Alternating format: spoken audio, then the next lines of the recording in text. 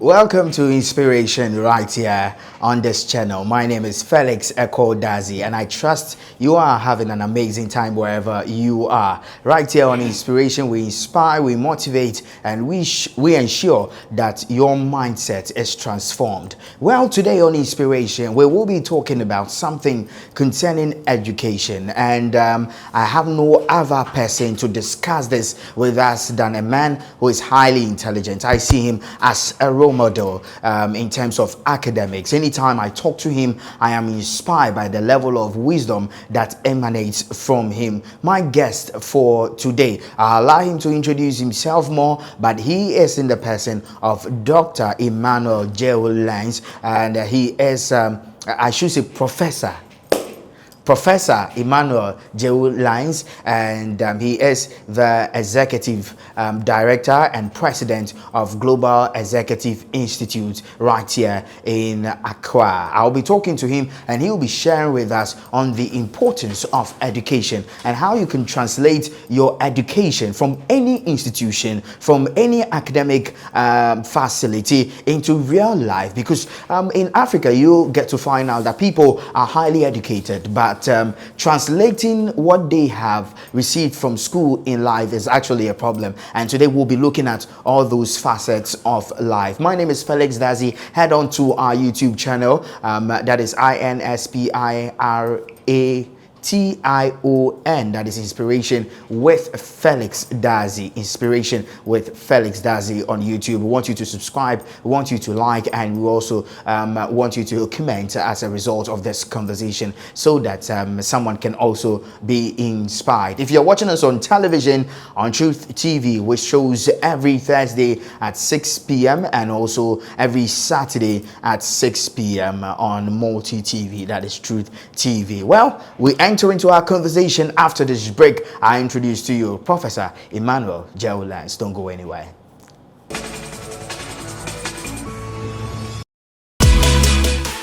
For your healthy and delicious choice of bread, then look no further. These bakery services as your number one and preferred choice for your sugar bread, wheat bread, butter bread, coconut bread. Then these bakery services as your number one and preferred choice. For further information on how to order bread from these bakery services, contact 0508 728 963 or 0508 0966 41. These bakery bread, your healthy and delicious choice. You can locate this bakery at Madina Zongo Junction, Accra. Welcome back. I trust you're still having an amazing time wherever you are. Don't forget, this is Inspiration with Felix Dazi. I told you today we'll be talking about the importance of education, the power of education, and how you can translate whatever you learn from school to real life. Many are saying their countries are difficult, especially in Ghana. But there is a way out, and today we're going to find out what education can do in order for you to have a great life. So we'll start with the education series today, and our guest for today is Professor Emmanuel Lanz. He is the president of Global Executive College, and he will be sharing some stuff with us that will be a blessing or that will inspire you to the next level. My guest for today is already seated, and we are in his office. This office is a multi-million-dollar office. You can see already. You can see already. Prof, welcome. I should say, well, am I the one who is supposed to be welcome? Supposed to welcome. Okay, so Prof, so I'm waiting for my welcome, please. You're welcome. Thank you. You're welcome. You have a nice office. A beautiful office. We are just trying. You're just trying. I come here every year, and by the time I come, things have changed. Oh, really? Okay. The last time I came here was last year. Sure. Yeah, Sure. yeah, and I'm here today. Yeah, you're most welcome. Thank you. And for those who are watching this, I want you to introduce yourself and what you do.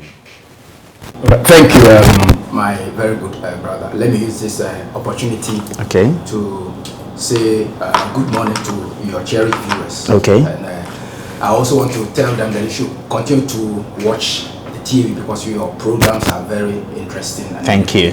Thank you. I am Professor Emmanuel Lanz. I have a degree in human resource management. I have executive MBA in human resource management. I have doctorate in Christian education. I have doctorate in business management. And I'm also a professor in corporate strategy and planning. Wow. A lot of it. Can you borrow me one? So I have to study for it. I have to earn it. I have to earn it. Okay. Well, today we get to talk about the importance of education, how education has power. But first of all, let me find out, when we talk about education, what do we mean by education? When we say education, we are referring to either the formal or the non-formal process by which we transfer knowledge to people or individuals or group of people. And so we have, when I say formal, then we are talking about the formal educational structure where we have both the online and then on campus. And then some of the education we do so through conferences and seminars, and basically every individual starts his education from the whole. Okay. All right. How important is education to the youth? Yeah, when we say the importance to the youth, we try to limit ourselves. But we need to understand the importance of education to the development of the society. And any society or any nation that does not appreciate the importance of education will find it difficult to succeed.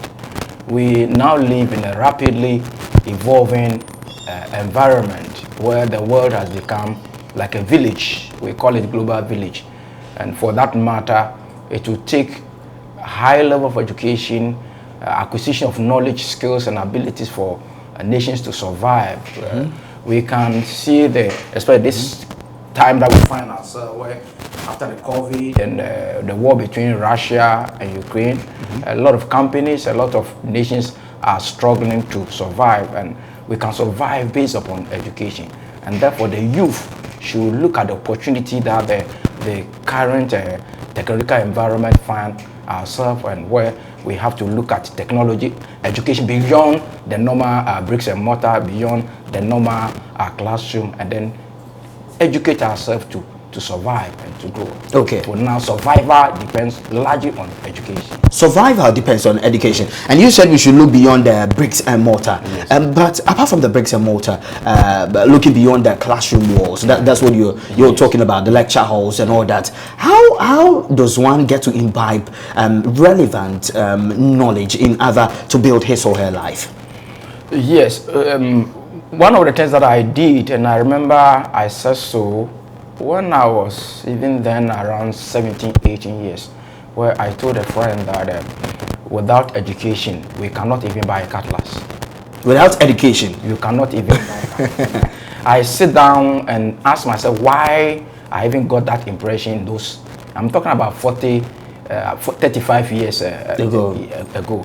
And so we can only strive by education, and as a result we have to look at what are the various educational systems or structures that are available now, what are the educational systems and structures that are required in the future, because what we learned over the years may not necessarily be important now. And so we have to look at beyond, not now. And technology has become the order of the day. So what are some of the educational systems that embed technology that we need to acquire to help? Now the world has become so small. When I say so small, someone can sit in the comfort of his home in China, in the US, in the UK, and still work in Ghana, and still get employment. And I've been telling my students that if we don't look beyond the normal classroom and embed technology in what we're studying, other people outside will take our jobs here. And so we must go beyond what we are learning in the classroom. And of course, I'm meeting some of the Legon students, University students. I've noticed that the lectures they are actually doing very, very well. Very well in terms of technology and all that. We haven't done much. Okay. Okay. Someone will say in Africa, or let me narrow it to Ghana first, that are there career opportunities, because governments come out to say they can't pay other sectors. Governments come out to say there is no opportunity in their payroll. You go to private sectors and they can't afford to pay salaries. People will ask, even as we are educating ourselves, are there career opportunities? Are there career opportunities available in Africa? Yeah, thank you once again. Yes, looking beyond where you use Ghana and Africa, for example, Ghana, before J.J. Rollins' time, we had this normal educational structure, the SAR7 or the middle school, and then J.J. introduced this JSS structure where it involved much more of practical, where you have to learn how to hold more bricks, how to learn how to hold the saw, you have to learn how to use trowel, among others. So it was beyond theory, and that was what the former president was looking at, and then the other successive government actually saw the need to implement. Unfortunately, along the line, we moved away from practical to much more theory. Okay. But thank God the current government initiated the TVET. It has been there over the years. Okay. But we heard and we've seen the current government investing so much into TVET, that's technical and vocational education, making sure that Ghanaians will not learn the theory aspect alone, but also the practical aspect of the kind of environment that we find ourselves, making sure, unlike formerly when a lot of professors and other researchers have been complaining that most of our educational structures do not have some form of entrepreneurship education, but of late, talking to some lecturers, talking to some students, I've noticed that they've started adding entrepreneurship to the courses that they are studying. So if someone is doing hospitality, they are also taught entrepreneurship in order to develop them, moving beyond getting the normal employment and setting up their own small businesses. We've also seen some students learning business management and then adding entrepreneurship to it. So much have not been done, but Ghana is improving in terms of where students are encouraged after school, rather beyond salary or employment, and setting up their own businesses. So there are a lot of conferences, there are a lot of seminars that are actually available that the youth should look beyond after completion of their university. Okay. They can even take the opportunity where they are doing their national service, attend seminars, attend conferences, and that will expose them.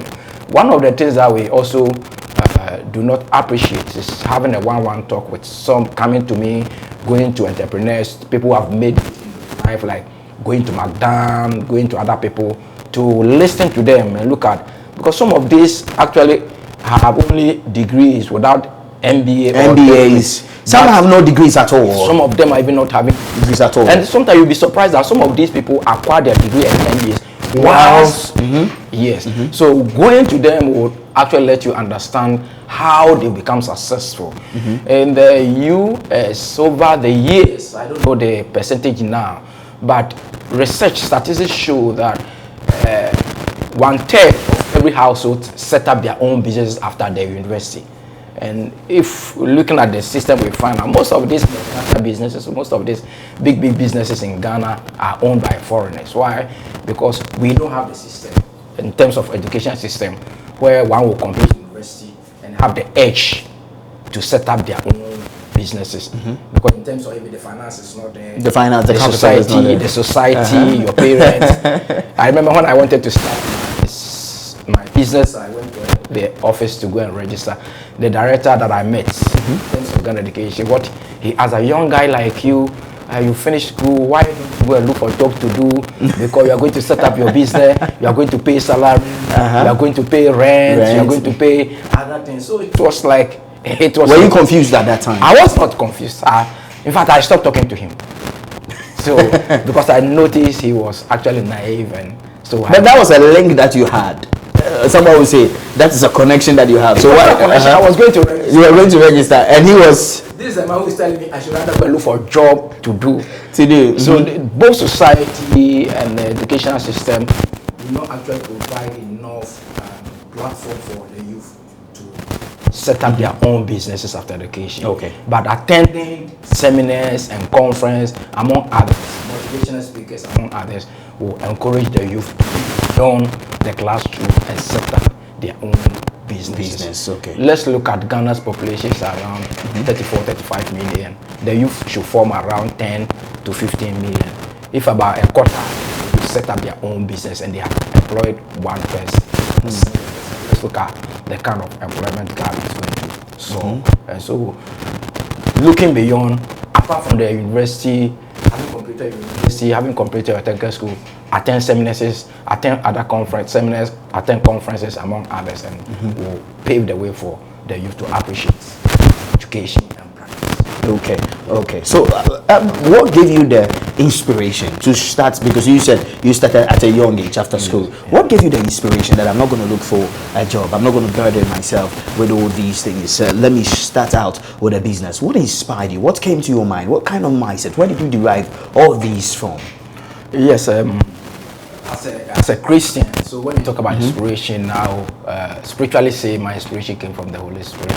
And then beyond that, in terms of the physical aspect, let me also say that I started my business when I even was having only a diploma. So, wow. Yes, I started when I had only a diploma qualification. And so after the diploma, I asked myself, would the diploma alone help me for the business to survive? So once I started working, the little money that came, it was not a big money, but the little money that came, I took the opportunity to do other online courses. Actually, let me say that the last class that I attended was the diploma. All the other courses, all of them online. Okay. And so we shouldn't only think about the formal education. When we have the opportunity to attend, it will be good. But if the opportunity is not there, the minimum qualification that you have, based on that, you can set up your own business, and then as time goes by, you can add other curriculum to it. So I had the notion that diploma and how much I was receiving. I asked myself, am I going to receive this and survive? How much was your salary then? 250 Ghana cedis. That when you equated to this stuff. Okay. Yeah, it was 2 million. Yeah, 2.5. Prof, so now Oscar. 2 million there. It was not, at that time. It was nothing to talk about. It was nothing to talk. It was nothing. Was it because of your expenses and all that? Not necessarily so. 2.5 million. We're talking 20. 20. But I'm trying to calculate it. It looked like to the equivalent now it should be 2.5. But at that time it looked nothing. So yeah, it was nothing. Okay. How much I was raising was nothing. So I sat down and asked myself, okay, if I have to work 30 days and take 250, is this going to survive? Yeah. If I have to get married and have children, how am I going to manage to take care of the children? How am I going to manage to pay school fees? And so let me look beyond. Light bill, utility, everything. And you know the living condition in Ghana. So I thought of, why don't I set up my own business? Okay. And I said to myself, I know it is not going to be easy, but I have to try and survive. And that's gave me the impetus to start my own business. Were there challenges? There is not a single action, there's not a single endeavor that doesn't come with a challenge. So one of the problems why the youth decide to go into employment is a challenge that they are going to face. But we must understand that beyond every challenge, there are other opportunities. And so as a starter, and of course let me also say this, that I started the business when I even didn't have a bank account. So you should understand how I started. Virtually nothing. Virtually nothing. And so one of the challenges we are going to face is financial challenge, that is raising finance to start. And then when we are trying to grow. Typical African environment, our family structure. They know their family members in Accra. They are set up his business. Whether the business is surviving, whether the business is growing, whether the business is not surviving, has nothing to do with their mentality. All that they know is that the family has a business. So whenever they have wedding, they have to invite you. Whenever they have adult, they have to invite you. Other church programs, they have to invite you. So these are some of the challenges that you are going to face. And if you don't, you refuse to attend, they are going to tag you. And then starting at that level with that meager financial support, making sure you satisfy, depending upon the industry that you find yourself, making sure you satisfy the authorities within the structure too is another challenge that you are going to face. Paying tax among other small business that you are paying tax, it's not going to be easy. So there are a lot of challenges, paying rent among others. So sometimes at the end of the year, you don't have enough to pay the rent. Your landlord is also waiting. He sees 2 or 3 people, your customers coming, and all that he or she thinks is that money has come. So you need to pay rent. So these are some of the problems. Wow. But notwithstanding, there are a lot of benefits that are the name, the reputation among the profit that you make at the end of the years. Wow.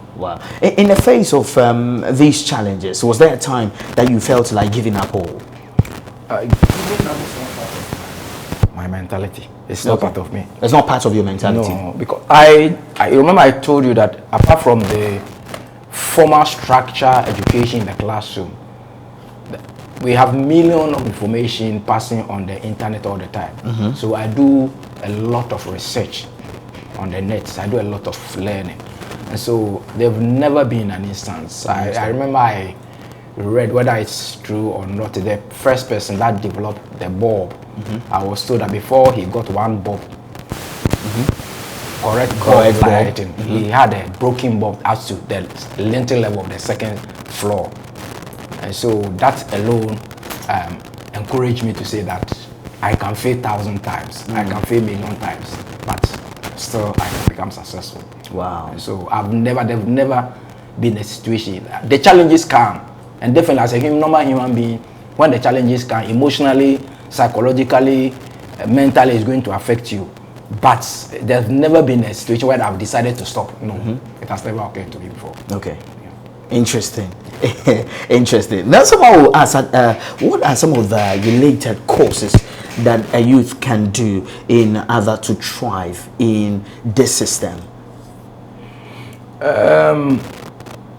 The internet has become the order of the day. Technology has become the order of the day. A lot of people started developing applications, apps. So I have this little niece, let me say my niece, who is still studying with the Kenya University, and she is doing hospitality management, but she's also learning how to use the computer.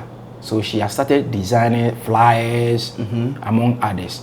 She's also thinking about developing an app.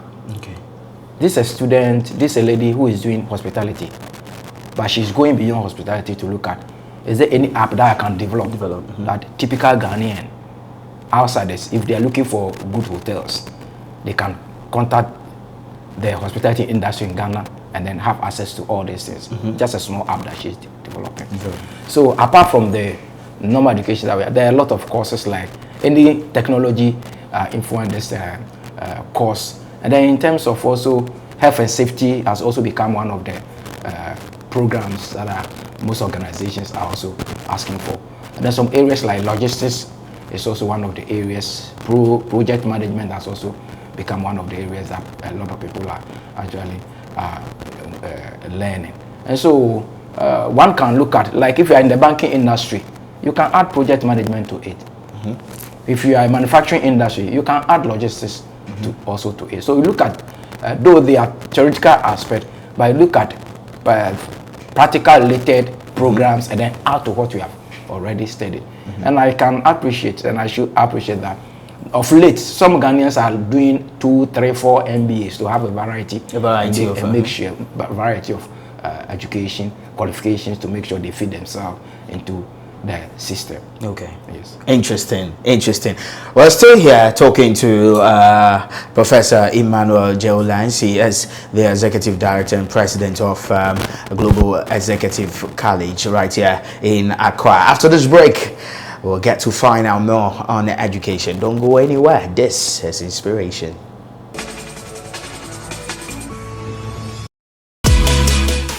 For your healthy and delicious choice of bread, then look no further. These bakery services as your number one and preferred choice for your sugar bread, wheat bread, butter bread, coconut bread. Then these bakery services as your number one and preferred choice. For further information on how to order bread from these bakery services, contact 0508 728 963 or 0508 0966 41. These bakery bread, your healthy and delicious choice. You can locate this bakery at Medina Zongo Junction, Accra.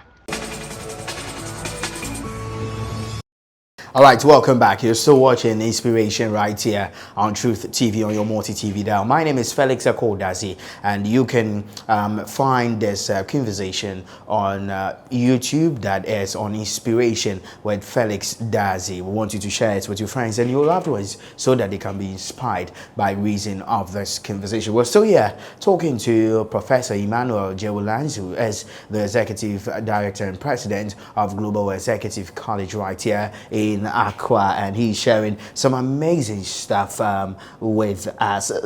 You spoke about related courses and all that, but do you think the educational system in Ghana helps? Is it beneficial? How our education system is set up from primary school to the university? Do you think the courses, the influence of teachers, do you think it is really beneficial? Does it help?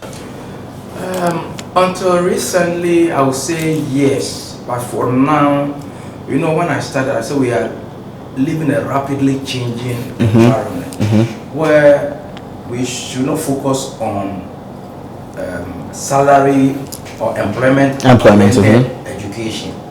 We should rather look at entrepreneurship-oriented education, because you will notice now that most of the our educational structure now is focused towards preparing the youth or student towards employment. But we should go beyond that and look at entrepreneurship-oriented education, where students will finish or complete their school and rather think about setting up their businesses than going into employment. And so now it's actually doesn't help. I remember I traveled to Canada and we visited one particular cattle ranch, a lot of cattle ranch. A cattle ranch, okay. Yeah, one particular one. There were only 2 young guys, about 500 acre farm, and the other guy was 90 years and the elder one was 21 years. And they were so happy how they introduced their cattle, the farm, the milking, among other technology that they have. And it was so amazing that young guys at that age decided to go into agriculture after their university. The youth now want to see technology. And when we embed technology in what we are teaching them, they will see the need to go into it. And they can control every aspect of their technology on their phone. Wow. Their tractors, the milking machine, among others, on their phone.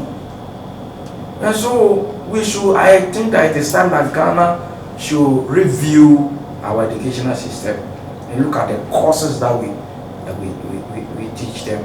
And as I told you, I had the opportunity to attend the first GSS that okay. I think the early part of the 80s, where when we started Form 1, all of us will do practicals. Everybody will do practicals. Okay. Everybody. We did agric. So we have our garden. Each of us will have our bed where you have to sow any crop at all, any vegetable. And then we also did masonry. So everyone will learn how to handle tools. Then we also did carpentry. Wow.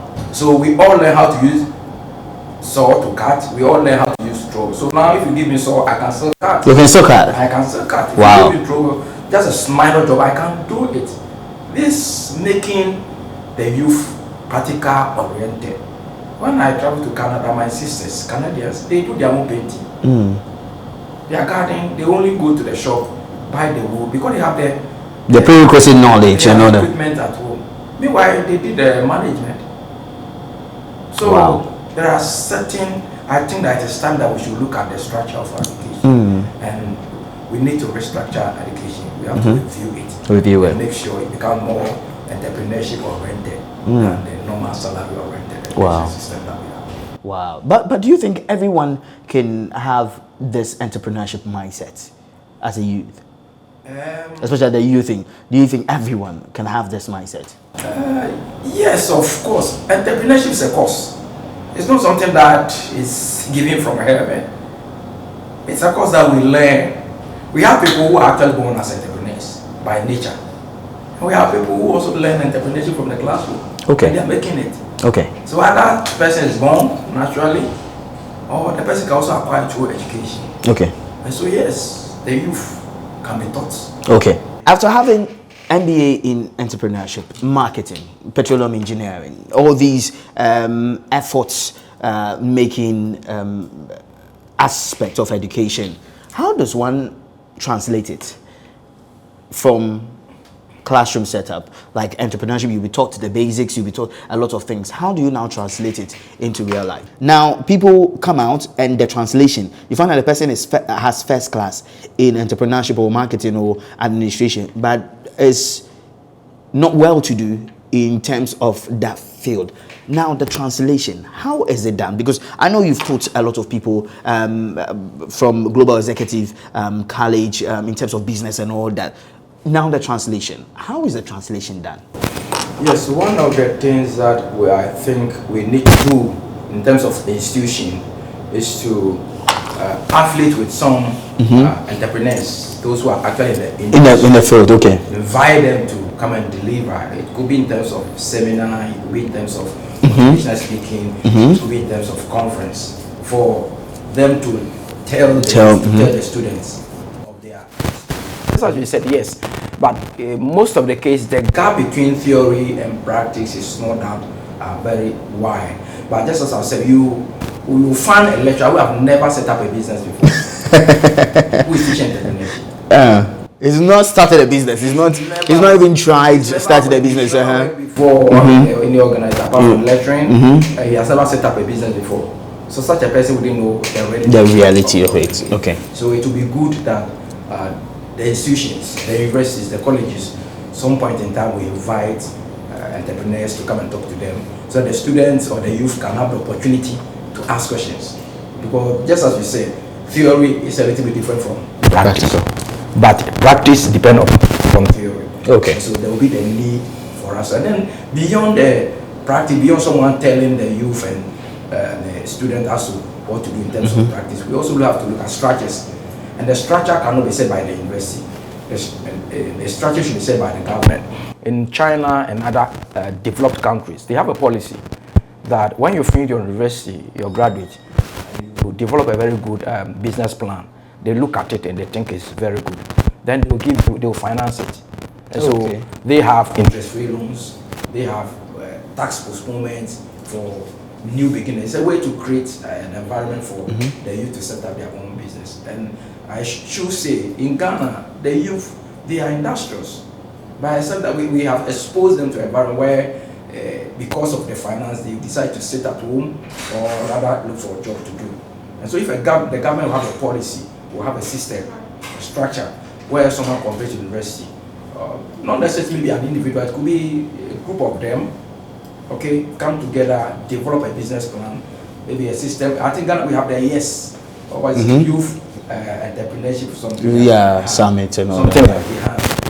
It's also, but I don't know the major system they've put in place, but it's also a way that the government will encourage the business. Okay. So the system, apart from the universities, bringing those who are into the business entrepreneurs to come and talk to the youth and the students, they should also graduate, or they should also look at the government should also support, because in all this, and they don't have the finance, how are they going to? Yeah, so the government should also accept that. So all these developed countries, that's what they've done to develop them. Okay. Okay. For the student himself, development, apart from education that is received in the classroom, what are some of the things that a student or someone who inspires to do great things, what are some of the things that the person should imbibe in him or herself in order to ascend greater heights? One of the things that there are actually a lot, depending upon the environment you find yourself. Okay. But one of the things that I think that is be good, which I've learned, is to be one, you should be trustworthy. You should be trustworthy, okay. Trustworthy.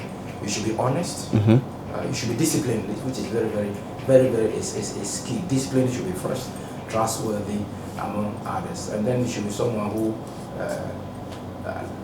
environment of respect, especially for your customers and everyone that you find. So, but the core, the most important is you should be self-disciplined. Okay. So almost every entrepreneur is a self-disciplined person. Okay. What do you mean by self-discipline, sir? Self-discipline, what you should do and what you should not do. Okay. What you should invest in and what you should not invest in. What you should use and what you should not use. As a young person, you start your own business, money start coming. What should I invest the money? What should I use the money for? Should I use to buy my personal things, clothing? We've seen a situation in Ghana where a young person, entrepreneur, will apply for a loan, go into agriculture, and when the loan is given, you use the money to buy saloon or 4x4. You need a pickup or you need a tractor. So why don't you start with a pickup rather than buy a saloon car? So all this boils down to discipline. Okay. People come to you to come and ask for money. It's discipline. Sometimes you have to let them know who you are. Not about fighting, but let them know who you are. Let them know what you can spend on and what you cannot spend on. Okay. We live in a society that they also need us, and you also need the society. So sometimes even if you cannot spend, you should let them understand the situation where you find yourself, why you cannot spend. So discipline is core to entrepreneurship. Okay, discipline is core to entrepreneurship. Someone will be watching, asking, how do I locate my car? Because I remember when I was even in secondary school, if you asked me what I want to do, I was a bit confused. I didn't know what specifically I wanted to do. I didn't know what career choice, although I knew this is what I wanted to do, but I was not specific on it. I knew that I would do, but I wasn't really specific on it. For someone who wants to choose a career, how does the person notice one career that he or she should be interested in? Or should choose? Okay, thank you for this. It is an interesting question. In this modern era, we have what is called reverse entrepreneurship. When you say reverse entrepreneurship, you have to identify the market first. Okay. What they want. You cannot just say, I want to sell this. It's not what you are saying that people want to buy. So you have to identify. They don't live for you. So you have to identify what they want, and that's what we call reverse entrepreneurship. Okay. Identify the market. Once you have identified the market, then you identify the means by which I can supply the market, and that's what you have to look at. And of late, the youth are actually striving through WhatsApp, among others. You could see they post some product on their WhatsApp, I'm selling this, and they actually don't have them. It's also a way of identifying. They don't have it, but they are posting it. They post it. If you want to buy, they'll go and buy and then add something. Okay. So the first thing you have to identify, you shouldn't say, this is where I want to go, this is what I want to do, because where you want to go, or what you want to sell, they don't want them.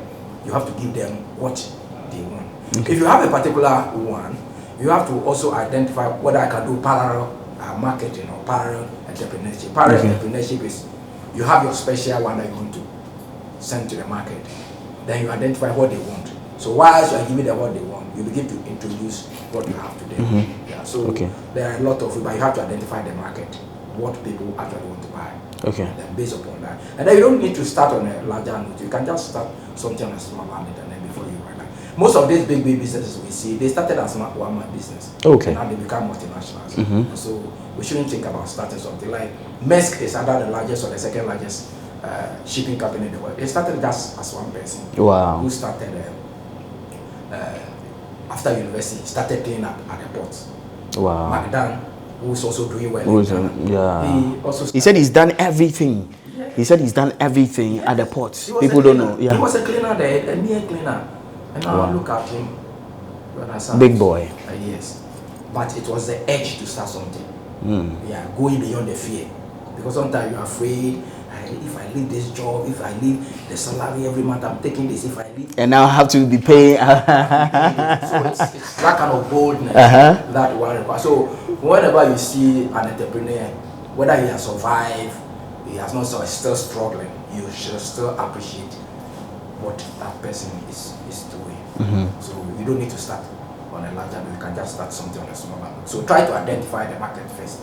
And look at how you can fit. And then when you are supplying to the market, you don't need to produce.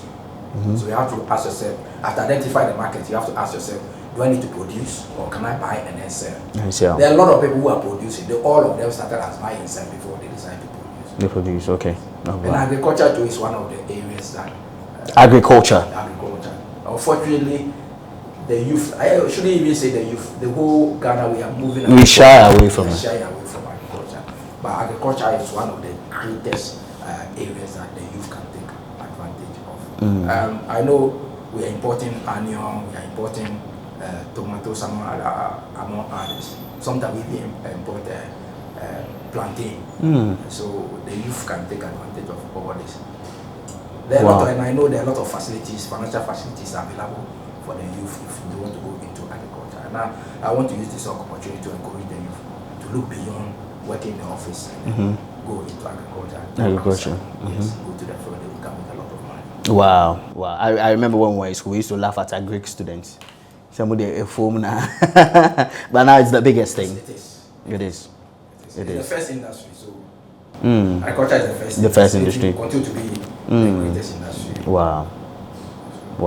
Now let's talk about a bit about education and those who impact education. Do you think